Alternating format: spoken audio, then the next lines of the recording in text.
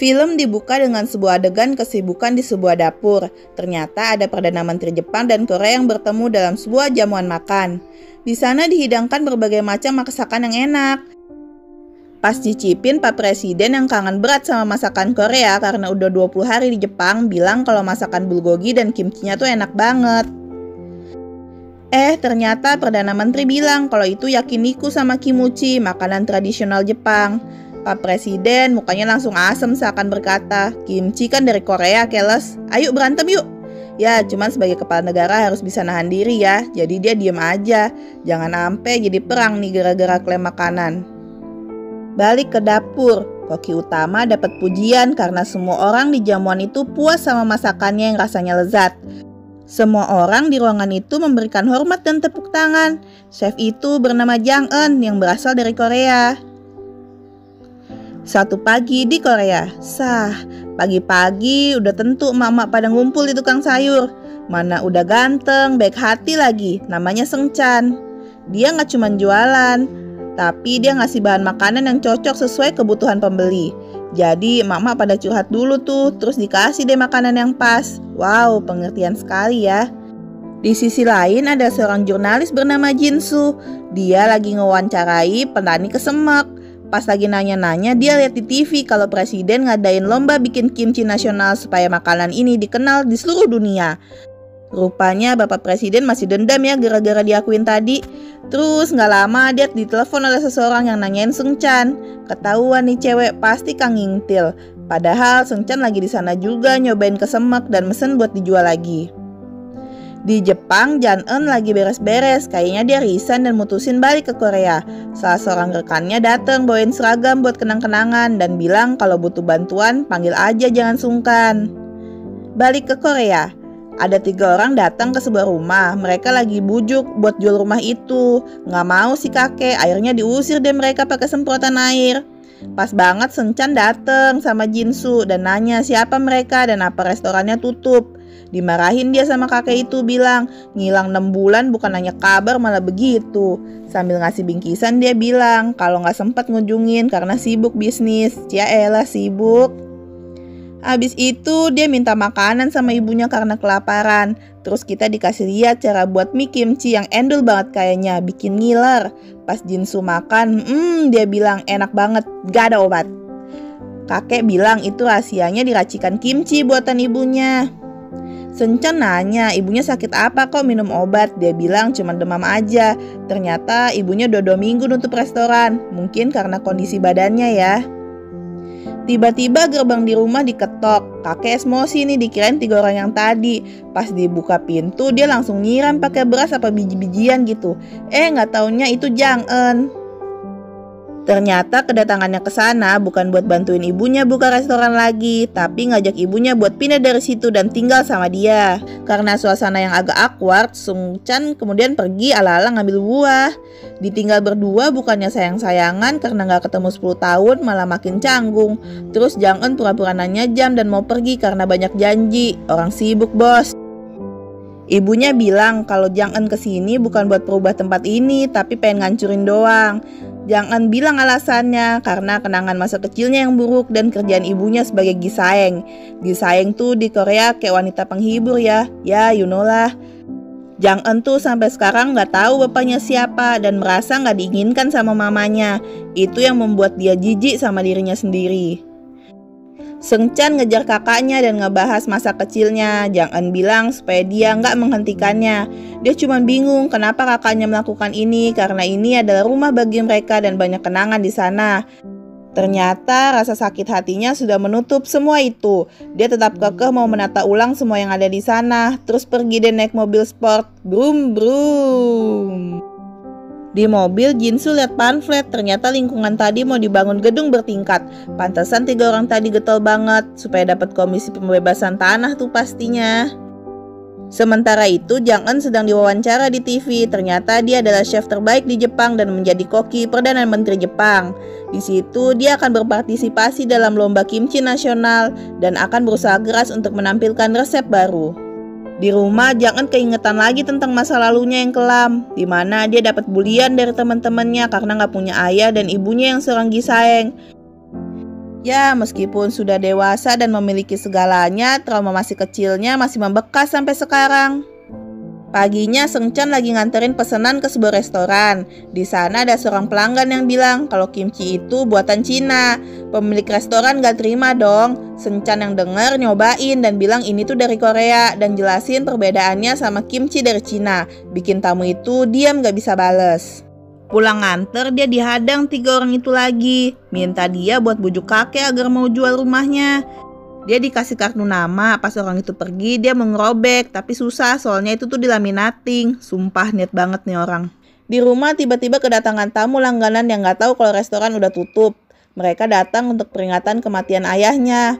Ibu Seung-chan akhirnya mempersilahkan mereka masuk.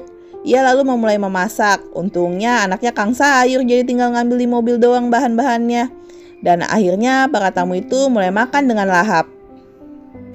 Di sana sang ibu nyeritain gimana tamu itu datang pertama kalinya dengan kondisi sangat memprihatinkan. Karena gak tega sang ibu ngasih lauk tambahan. Dan setelahnya tiap tahun sama lebih dari 10 tahun ia datang ke sana untuk makan keluarga. Ibunya tuh sedih karena gak bisa ngelayanin tamu lagi karena restorannya yang tutup. Jang-eun sedang masak dan Seung-chan datang. Dia nawarin makanan tapi adanya gak mau. Dia bilang jangan bahas restoran dulu ya, soalnya dia gak mau berantem. Seung-chan akhirnya bilang dia mau ikut lomba kimchi dan ngajak bertaruh. Siapa yang menang itu yang menentukan nasib restoran. Kakaknya marah dan bertanya ini ide siapa. Dia bilang itu idenya sendiri. Mungkin sang kakak memiliki satu alasan buat ngancurin tempat itu, tapi dia tahu banyak orang yang punya alasan juga buat mempertahankannya. Jinsu datang ke kantor dan bilang mau ngeliput kontes kimchi sama atasannya. Gak pakai ketok pintu, permisi langsung ngomong sampai bikin bosnya mimisan. Kontes pun dimulai, suasana sangat meriah dan penuh orang. Beluman covid sih ini pasti. Banyak banget stand makanan yang terbuat dari kimchi. Kontes ini dibuka dengan berapi-api sama Pak Presiden yang masih sakit hati. Lalu dia ngasih tema kimchi buat minggu depan, yaitu kimchi murni. Di sana Jang-eun nyamperin Seung-chan dan bilang kalau adenya itu nggak bisa ngalahin dia, terus langsung pergi. Bu, nggak boleh sombong bu. Kemudian Jang-eun nyari garam ke petani. Abis ngeluarin berbagai macam garam, dia bilang bukan itu yang dicari, melainkan garam laut murni yang dibuat secara tradisional. Petani kesel, bilang bikin aja sendiri. Terus dengan nekatnya dia nanya cara buatnya. Di sini kita bakal lihat proses Jang-eun bikin garam. Kasian, kayaknya berat banget ya jadi petani garam. Gak tega, akhirnya bapak tadi minjemin sapi buat ngebajak tambaknya dan ngebantuin dia. Akhirnya air laut kesaring dan dia masak deh sampai ngantuk-ngantuk. Dan walah, jadi deh. Di rumahnya Seung-chan lagi nyoba bikin bumbu kimchi tapi salah terus, akhirnya dibuang. Di situ juga ada Jinsu. Kayaknya mereka pasangan deh tapi nggak ada cute-cute-nya dan sampai akhir cerita nggak dijelasin hubungan mereka. Jinsu bilang supaya pakai garam yang dia beli, tapi Seung-chan bilang nggak mungkin pakai garam biasa buat lomba kayak gini. Dan perlombaan pun dimulai. Peserta lomba dikasih waktu 2 jam buat bikin kimchi putih. Terus kita dikasih lihat cuplikan-cuplikan cara bikin kimchi para peserta. 2 jam udah berlalu, saatnya penilaian. Juri sampai ke meja Jang-eun. Dia buat kimchi jadi appetizer dengan gabungan bahan barat agar bisa diterima internasional. Reaksi juri sangat terpana dengan rasa dan kenyataan kalau garamnya dia buat sendiri. Lalu juri datang ke meja Seung-chan. Ternyata dia bikin kimchi dari kecap asin, bukan pakai garam kayak orang lain. Juri nyicipin dan berkomentar kalau rasanya sangat kaya dan lezat. Lalu hasil penilaian muncul dan Seung-chan berada di posisi pertama disusul oleh Jang-eun. Dan lomba pun akan dimulai lagi minggu depan. Pas ngelihat hasilnya, Jang-eun pergi dengan kesal sambil ngeliatin Seung-chan. Di rumah, ibunya memberi ucapan selamat karena udah menang. Ia berkata kalau Jang-eun emang pinter masak dari kecil, tapi Seung-chan punya poin lebih. Tapi dia punya kekurangan. Saat ibunya mau jelasin kekurangannya, Jinsu udah keburu datang dan ngajak berangkat. Secara perjalanan mereka jauh. Mereka pun pamit dan pergi ke Laut Timur. Di sana mereka mampir ke pasar ikan. Ternyata mereka mau nyari kepiting gede buat ditaruh di kimchi. Pas udah dapet, tiba-tiba seorang nenek datang dan ngambil semua kepiting. Jinsu kenalin Pak Kim, orang yang kerja sama petani kesemek. Ia lalu nganter mereka ke salah satu restoran enak di sana dan langsung pergi. Ternyata itu warung nenek tadi dan mereka akhirnya makan kepiting di sana. Jinsu ngeliat kalau banyak pajangan medali dan nanya apa putranya itu adalah seorang pelari. Langsung dia cerita panjang kali lebar tentang anaknya, bahkan sampai dibikin clipping gitu. Kelihatan banget bangganya. Tapi sayang, sekarang dia jadi buronan karena nggak sengaja ngebunuh. Dan yang bikin terkejut, orang itu adalah Pak Kim tadi. Pulangnya mereka dihadang Pak Kim yang menangis. Di pinggir pantai mereka minum bersama dan ia mulai menceritakan kenapa ia jadi buron. Ternyata itu sebuah kecelakaan dan dia nggak sengaja ngelakuinnya karena dalam kondisi mabok. Jadi dia ke tempat itu karena kangen banget sama ibunya, tapi takut kalau ada polisi terus nangkap dia. Di situ Pak Kim sedih dan nangis karena ngerasa nggak guna. Apalagi dia adalah penyebab kaki ibunya yang pincang sampai sekarang karena kenakalannya waktu kecil. Lalu mereka nganter Pak Kim ke rumah ibunya. Sengcan turun dan bukain pintu buat Pak Kim. Ia lalu masuk dan kemudian pertemuan ibu dan anak yang menguras air mata pun terjadi. Malam itu badai besar datang, tapi Sengcan nekat melaut buat dapetin kepiting yang dia cari. Sementara itu di rumah Ibu Kim sedang membuat sarapan buat anak semata wayangnya. Lalu ia pergi ke pasar buat nyari kepiting. Tapi sayang malam itu cuma ada satu kapal yang pergi melaut. Sengcan membagi 2 kepitingnya dan menemaninya pulang. Pak Kim bangun dan menemukan uang yang diberikan ibunya. Saat akan memakan sarapan, tiba-tiba seseorang masuk. Dikira itu ibunya. Ternyata 3 orang polisi datang dan menangkapnya. Padahal belum sampai semenit yang lalu dia masih sumringah bahagia karena anaknya di rumah. Tiba-tiba dia langsung histeris dan ngejar mobil itu. Tapi polisi tetap jalan, gak ngasih izin buat Pak Kim pamitan sama ibunya. Dalam perjalanan pulang, Sengcan mengingat kejadian masa kecilnya pas dia lagi main di tambak, nemenin ibu kandungnya kerja. Dia jatuh dan masuk ke tambak. Ibunya tuli gak denger dia minta tolong, sampai akhirnya warga lain yang nolong. Di tempat lain, Jang Eun kehabisan ide, terus jalan-jalan ke pasar tradisional dan ngeliat ikan asap. Dan tring, dia langsung dapat ide. Jinsu nanya ke kakek lanjutan cerita Sengcan. Abis kejadian itu, ibunya takut kalau anaknya kenapa-napa, terus nitipin Sengcan di tempat itu. Dia ngerasa ditinggalin, kesedihan dan kerinduannya bikin dia jadi benci sama mamanya. Kakek lagi nyapu, terus 3 orang itu datang lagi setelah dibegoin sang kakek kemarin, yang pura-pura ngiyain terus ngasih stempel palsu ke mereka. Mereka terus ngebujuk dan ngikutin kakek itu dan tiba-tiba nemuin ibu Sengcan jatuh gak sadarkan diri. Baiknya orang tadi tuh ngebantuin nganterin ke rumah sakit. Sementara itu kontes kimchi putaran kedua dimulai. Sisa 10 peserta di putaran itu. Setelah melihat-lihat bahan peserta, mereka lalu mempersilahkan buat memasak kimchi kreasi mereka. Sengcan memulai masak dengan lambat. Ia malah nginget runtutan kejadian yang menimpa Pak Kim kemarin dan dirinya. Karena gak fokus, dia akhirnya ngelukain tangannya sendiri. Dia mulai ngeracik bumbu kimchinya, tapi sengaja ngelewatin kasih garam. Mungkin karena traumanya sama garam, jadi dia masak gak pernah pakai garam dan hasil masakannya selalu pahit. Juri mulai nyicip buat ngasih penilaian. Seperti biasa, Jang Eun dapat pujian karena makanannya out of the box dan sangat lezat. Sampai di meja Sengcan mereka nyicip, tapi ada yang beda sama masakannya kali ini. Mereka ngerasain pahit di masakan tersebut, lalu mereka pergi dengan sedikit kecewa. Penilaian keluar, ternyata yang lolos ke babak final Sengcan sama Jang Eun. Mereka langsung diberikan tema untuk minggu depan, yaitu kimchi yang bisa diterima dunia. Bukannya senang, tapi Sengcan malah tidak bersemangat. Dia mau nyerah karena dia gak gitu bagus. Jinsu bilang dia cuma takut aja sama ibunya. Terus sengaja biarin kepiting itu membusuk sama kayak kimchi terakhir yang dikasih ibunya. Ternyata ibu Jang Eun masih gak sadarkan diri dan menderita penyakit kanker stadium lanjut. Setelah lomba berakhir, mereka segera ke rumah sakit. Di rumah sakit, mereka berbicara dan bertengkar, saling menyalahkan satu sama lain atas kondisi ibu mereka. Sampai akhirnya Jang Eun menamparnya dan berjanji mau menghancurkannya. Ibu Jang Eun sadar dan berkata kalau dia ketemu sama ibu kandung Sengcan. Itu membuat sang kakek ngajak Sengcan ke suatu tempat. Mereka sampai di sebuah rumah sakit kecil. Di situ kakek bertemu dengan temannya yang seorang dokter. Dokter itu mengenali Seng Chan dan mulai bercerita bahwa 20 tahun yang lalu dia merawat ibunya yang ada di sana karena ditemukan terjatuh di gudang garam. Dia mengalami mati otak, tapi keajaiban terjadi.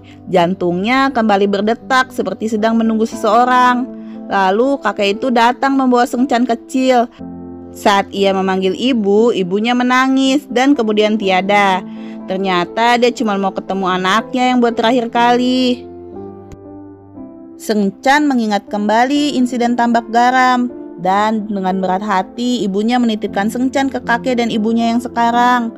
Setiap ibu adalah garam, mereka melebur dan memainkan perannya meskipun gak kelihatan. Akhirnya Seng Chan menyadari dan memaafkan ibunya serta dirinya sendiri. Di rumah, Jang Eun mengadakan jamuan pada orang asing untuk ngetes menu kimchinya bisa diterima nggak. Datang juga rekan kerjanya yang dari Jepang. Di situ dia bilang masakannya luar biasa enak dan sempurna, tapi nggak ada hatinya di sana. Jang Eun pun berterima kasih atas advice-nya. 3 orang yang biasa ngerayu buat jual rumah diam-diam nyelinap masuk buat nemuin stempel. Sementara itu kontes kimchi udah memasuki ronde terakhir. Masing-masing membawa resep masakannya sendiri. Dan dalam waktu 2 jam mereka memasak kimchinya. Mereka mulai memilih bahan dan mengolahnya. Setelah memotong sana-sini, mereka mulai meracik bumbu kimchinya. Seng Chan akhirnya udah bisa dong nambahin garam. Sementara di rumah 3 orang itu malah nonton kontes sambil minum soju dan makan kimchi. Di sana pria itu memakannya dan seperti merasakan masakan ibunya. Pak maling kok kimchi. Balik lagi ke kontes, mereka mulai penjurian. Saat akan mencicipi, ternyata Jang Eun dan Seng Chan sudah nyiapin kimchi yang sudah difermentasi. Juri bilang kalau rasa kimchi mereka berdua tuh sama persis. Nggak percaya, Jang Eun lalu datang dan mencobanya sendiri. Mereka tatap-tatapan dan merasa heran kenapa rasanya bisa sama. Seng Chan lalu bilang kalau ini kimchi kayak buatan ibu. Ia menjelaskan bahan-bahan membuat kimchi yang dipilih terbaik untuk mengajarkan rasa sama Jang Eun. Tapi ada satu resep yang berbeda dari biasanya. Ibunya selalu nambahin kayu manis karena bagus untuk kondisi Jang Eun yang sering kedinginan. Resep kimchi itu adalah bukti tanda sayang ibunya kepada Jang Eun. Ia pun tersadar dan menangis menyesali semuanya. Sang ibu yang menonton dari rumah sakit pun meneteskan air mata. Akhirnya mereka berdamai dengan keadaan. Tak lama berselang, ibu mereka akhirnya meninggal dunia dengan damai. Jang Eun membakar baju-baju ibunya dan menyisakan satu untuknya. Ia meminta maaf karena telah menjadi anak yang gak berbakti. Jang Eun dan Sung Won memutuskan untuk membuka kembali restoran dan hari ini adalah hari peresmiannya. Pria yang dari awal film ngebujuk buat ngejual rumah malah datang bawa karangan bunga besar dan mereka pun tertawa bersama. Di akhir film, Jang Eun dan Seng Chan memasak untuk restoran dan film pun selesai. Terima kasih udah nonton film ini sampai selesai. Jangan lupa subscribe, like, dan komen channel ini. Sampai jumpa di video selanjutnya. Bye-bye.